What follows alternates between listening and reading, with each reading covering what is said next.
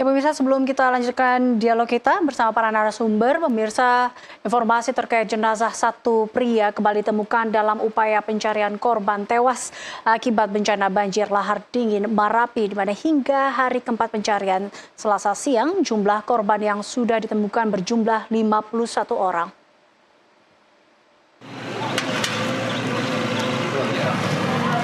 Pada hari keempat pencarian korban banjir lahar dingin Gunung Marapi, satu korban kembali ditemukan.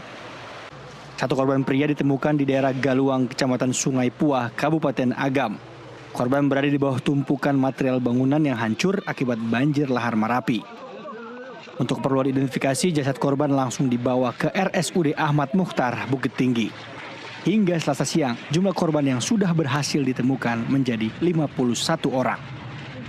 Pencarian hari ini dibagi dua, ada yang daerah Galuang sama di Bukit Dabu. Untuk hasil pencarian hari ini sudah membuahkan hasil di daerah Galuang.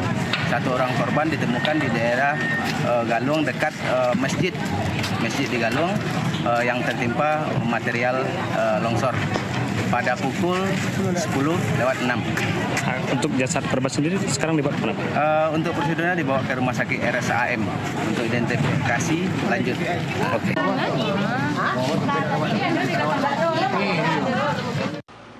Tujuh alat berat dikerahkan untuk membantu pencarian korban yang diduga ada di bawah tumpukan material bangunan. Lebih dari 200 personel gabungan dari Basarnas, BPBD, TNI, Polri, dan masyarakat turut diturunkan untuk membantu proses pencarian dan evakuasi korban.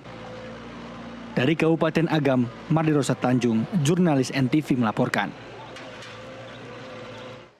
Ya, kita lanjutkan perbincangan kita masih bersama dengan Gubernur Sumatera Barat Bapak Mahyildi Ansarullah dan juga Sekretaris BPBD Agam Endri Sasman dan Rizalwan Lubis pengamat sosial. Saya kembali ke Pak Endri. Pak Endri, Kabupaten Agam menjadi salah satu kabupaten yang terdampak parah akibat bencana ini. Tapi tadi ada sekitar 280 pengungsi saat ini. Bagaimana dengan logistik saat ini? Apakah sudah terpenuhi oleh para pengungsi dan juga bagaimana dengan logistik untuk alat berat untuk mengangkat dampak dari bencana ini seperti batu dan juga kayu-kayu di sana? Terima kasih. Dapat kami sampaikan pada kesempatan ini logistik untuk pengungsi alhamdulillah itu mencukupi, dan sampai sore ini kita juga evaluasi berkaitan dengan pelayanan kesehatan dari Kemensos, juga membuka trauma healing, dan sore ini kita juga sudah berkoordinasi dengan pihak RSAM. Juga akan membuka rumah sakit lapangan di tempat pengungsian. Jadi berkaitan dengan logistik dan segala macam sampai saat ini tercukupi. Tapi secara psikologis karena di daerah pengungsian, di tempat pengungsian dipastikan kondisi tidak sama dengan di rumah masing-masing. Jadi kita mengantisipasi itu dengan mendatangkan atau memanfaatkan pelayanan kesehatan yang ada. Di kita di posko bencana juga bisa membuka posko kesehatan yang dikoordinir oleh Dinas Kesehatan Kabupaten Agam. Demikian. Baik, saya kembali ke Pak Mahyildi. Tadi Anda katakan bahwa sejauh ini yang akan dilakukan adalah mengembalikan arus-arus lalu lintas, artinya bahwa untuk memperlancar logistik di sana seperti itu karena beberapa jalan terputus akibat dari longsor ini. Bagaimana upaya itu? Karena sejauh ini kan juga masih ada, kita lihat beberapa tempat masih terdampak akibat dari longsor ini, Pak Mahyildi. Ya, benar. Memang ada beberapa titik jalan yang terputus, terutama sekali adalah di Lembah Anai. Dan tadi kita sudah rapat dengan direktur jalan dan kemudian juga sungai dan kemudian balai juga dan kemudian juga langsung dengan BPB. Kita memang berharap jalur ini akan segera bisa difungsikan. Mudah-mudahan dalam waktu pendek ini akan bisa, dan dalam malam ini juga teman-teman itu juga melakukan koordinasi rapat bagaimana teknik yang sesuai untuk itu. Dan mudah-mudahan dalam pekan ini jalur minimal untuk kendaraan pribadi nanti akan bisa lewat. Karena memang sekarang ini 2 jalur yang menghubungkan Padang Bukit Tinggi yaitu melalui Malala dan kemudian juga melalui Solo. Ini juga bisa difungsikan untuk distribusi barang dan orang. Nah, namun karena memang jalurnya lebih kecil dibandingkan dengan jalur yang ada di Lembah Anai ini, jalan nasional ini, maka memang terjadi kelambatan-kelambatan. Tapi itu bisa berjalan. Nah, kemudian juga dari beberapa titik pengungsian tadi juga dengan Bupati Tanah Datar, kita juga melaporkan insya Allah besok akan ada pemasangan jembatan Bailey dari TNI, nah sehingga harus beberapa daerah yang belum terhubung bisa lancar besok. Dan diupayakan dan salah satunya sudah berikan dukungan BNPB sudah siap untuk mengucurkan anggarannya dan kemudian juga tenaga dari TNI juga dan jembatannya pun juga sudah bisa nanti dipasang.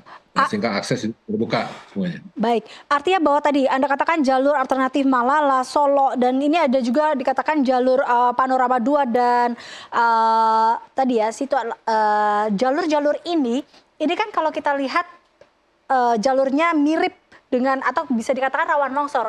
Ini cukup aman seperti itu? Alhamdulillah tadi kita udah gerakkan dari balai dan kemudian juga dinas. Dan untuk sekarang ini jalur itu aman. Memang ada suatu potensi untuk longsor itu tetap ada, tapi kita sudah siapkan peralatan-peralatan di daerah-daerah yang diberikan rawan. Nah, sehingga dalam waktu pendek itu bisa kita mobilisasi, sehingga bisa kita fungsikan. Dan itu yang terjadi beberapa hari yang lalu. Pak Mahyildi, BMKG mengatakan bahwa Sumatera Barat akan diguyur hujan dalam beberapa waktu pekan ini, baik itu hujan yang cukup ringan ataupun dengan intensitas yang berat. Bahkan BMKG akan berencana melakukan salah satunya adalah pengalihan ataupun cuaca seperti itu. Bagaimana tanggapan Anda? Apa yang memang harus dilakukan saat ini? Daerah mana saja yang harus diantisipasi terkait dengan hal ini? Ya memang tadi dengan BMKG dan juga dengan BNPB salah satu hasil kesimpulannya insya Allah sekarang pergerakan ke arah itu sudah dilakukan, insya Allah besok mulai dilaksanakan yang nanti sehingga memang daerah-daerah yang sekarang ini terdampak karena curah hujan yang tinggi itu bisa diarahkan curah hujannya kepada daerah yang lain. Dan nah mudah-mudahan dengan masa ini maka kita akan bisa bergerak cepat berangkat untuk memasang jembatan nantinya dan kemudian juga untuk melakukan beberapa hal untuk ke depan termasuk material-material sekarang ini menimbun rumah dan kemudian juga beberapa hal lainnya. Dan alhamdulillah juga kita didukung juga oleh dari TNI tadi sudah dikerahkan bahkan dari Lantamal Teluk Bayur juga diturunkan dan mudah-mudahan dengan ini bisa kita bergerak cepat untuk mengamankan. Nah, kemudian sekaligus juga kita merencanakan untuk melakukan rehab rekon untuk perumahan dan kemudian juga untuk rumah-rumah masyarakat. Dan perasaan yang sama juga kita bergerak cepat dalam rangka untuk mengantisipasi bagaimana ketika nanti curah hujan datang, karena memang Sumatera Barat memang berbeda dengan daerah lain. Sekarang ini tidak ada, boleh dikatakan sepanjang tahun itu hujan gitu.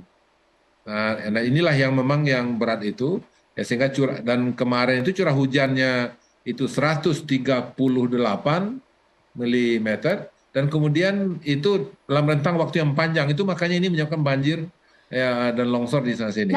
Dan antisipasi itu untuk ke depan, maka inilah yang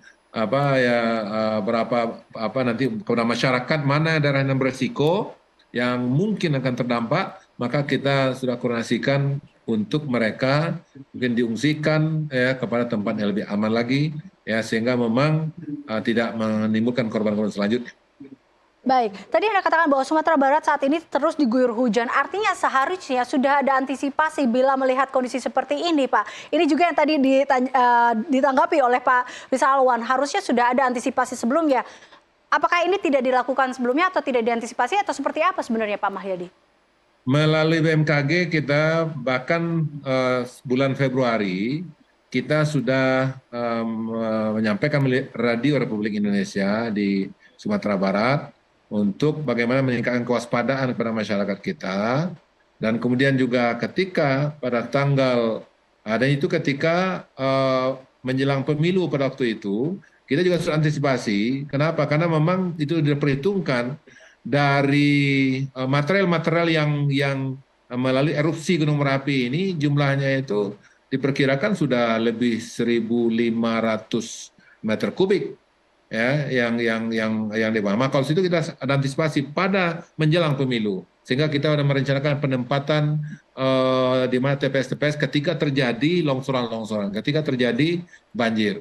Nah, itu sudah kita sampaikan, tapi memang karena kejadian kemarin itu di lokasi itu tidak hujan. Pasti tidak hujan, dari masyarakat tidak hujan. Cuma hujan itu turun di Gunung Merapinya, yang jaraknya itu ya sekian puluh kilometer dari lokasi. Jadi memang tidak diperkirakan, ya, sehingga memang itu makanya datangnya secara tiba-tiba, maka membawa batu, kemudian pohon-pohonan dan sesuatunya.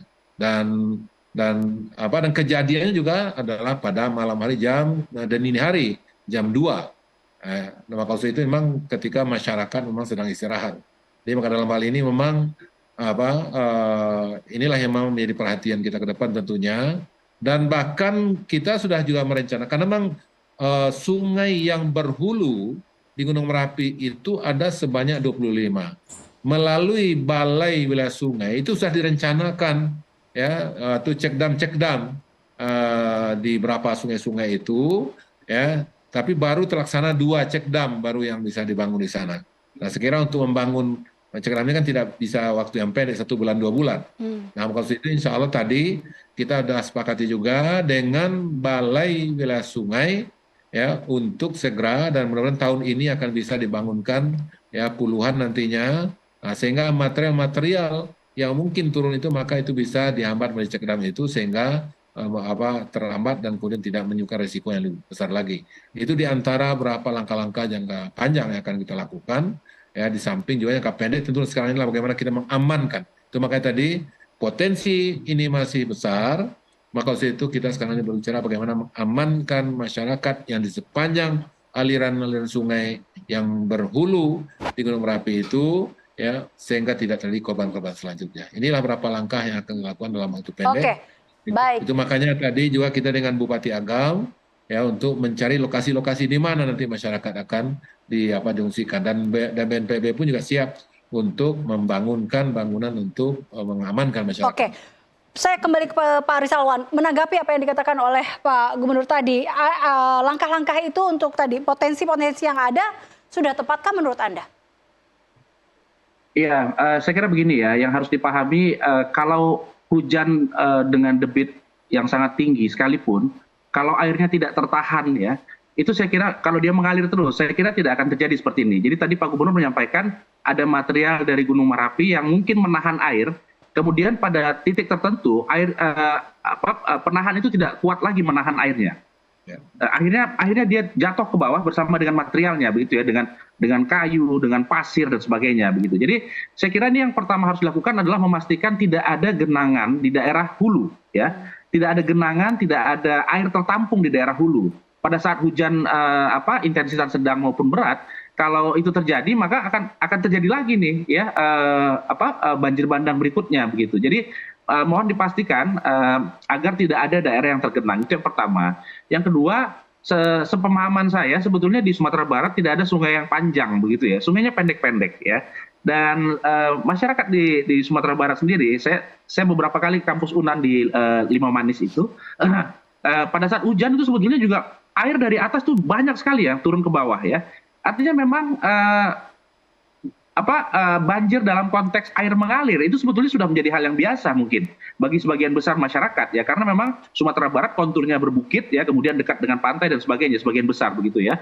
Jadi saya kira perlu juga selain tadi usaha yang sedang digalang disusun oleh Pak Gubernur, melibatkan masyarakat saya kira untuk jangka panjang ya. Jadi mungkin ada kelompok-kelompok yang peduli terhadap di pinggiran sungai yang cekdam saja saya kira tidak cukup ya, tapi memastikan tadi semua orang peduli, semua orang paham bahwa ada risiko ya yang besar di balik tertampungnya air di satu tempat ya dalam waktu yang lama misalnya begitu. Apalagi itu memang tidak dibuat untuk menahan air ya.